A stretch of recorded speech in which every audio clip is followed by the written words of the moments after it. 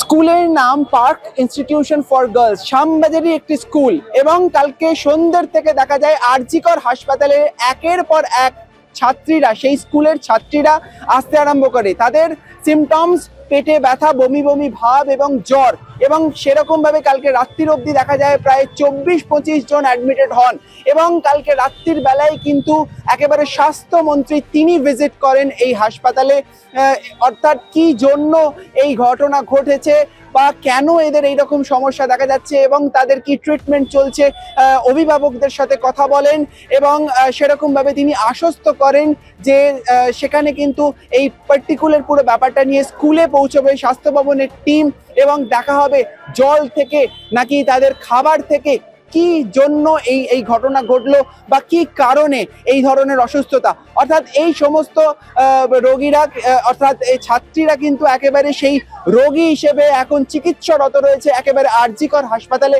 এবং আজকে সকাল থেকে সেই আর.জি. কর হাসপাতালে দেখা যাচ্ছে আরও কিন্তু সেরকমই সিমটমস নিয়ে আরো বেশি কিছু জন আসার কথা চলছে।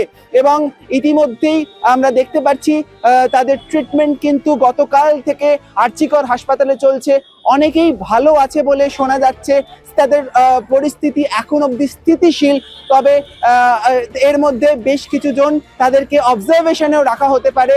আর আজকের মধ্যে প্রায় 19-20 জন মতো তাদেরকে কিন্তু একেবারে ছাড়া হতে পারে, তাদেরকে কিন্তু এই হাসপাতাল থেকে রিলিজ করা হতে পারে যদি তাদের কন্ডিশন ভালো থাকে। খাওয়ার পর তাদের ওষুধপত্র দিয়ে কি অবস্থা থাকছে সেই দিকে নজর রাখার কথা বলা হয়েছে। কিন্তু যেখানে প্রশ্ন উঠছে অর্থাৎ কেন এই ঘটনা ঘটলো, কেন এই এতগুলো ছাত্রীর একই সাথে একই রকমের সিমটমস কেন দেখা গেল, এটার কি কারণ রয়েছে সেই দিকে কিন্তু একটা ইনভেস্টিগেশন চলছে। এবং স্বাস্থ্যমন্ত্রী কিন্তু একেবারে তো প্রথম থেকেই গতকাল রাত্রিবেলা আমরা দেখেছি তিনি রাত্রির 11টার সময় এসে পৌঁছেছেন এবং সেখানে অভিভাবকদের সাথে কথা বলেছেন, চিকিৎসকদের সাথে কথা বলেছেন এবং তার সাথে সাথে একেবারে তিনি ইনিশিয়েট করেছে যাতে কোনো রকম চিকিৎসায় কোনো গাফিলতি বা কোনো রকম কিছু না হয়। এবং সেরকম ভাবেই তৎপর রয়েছে আর.জি. করের চিকিৎসকেরা, চলছে তাদের চিকিৎসা।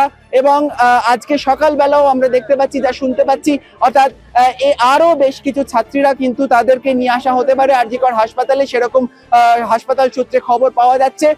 অর্থাৎ যাদেরকে কালকের থেকে ট্রিটমেন্ট করা হয়েছে সন্ধ্যে রাত্রির থেকে, তাদেরকেও কিন্তু এখন স্থিতিশীল অবস্থায় বেশ কিছু জন রয়েছে, তাদেরকে ছাড়াও হতে পারে। Ramit Bandyopadhyay report, Kolkata TV.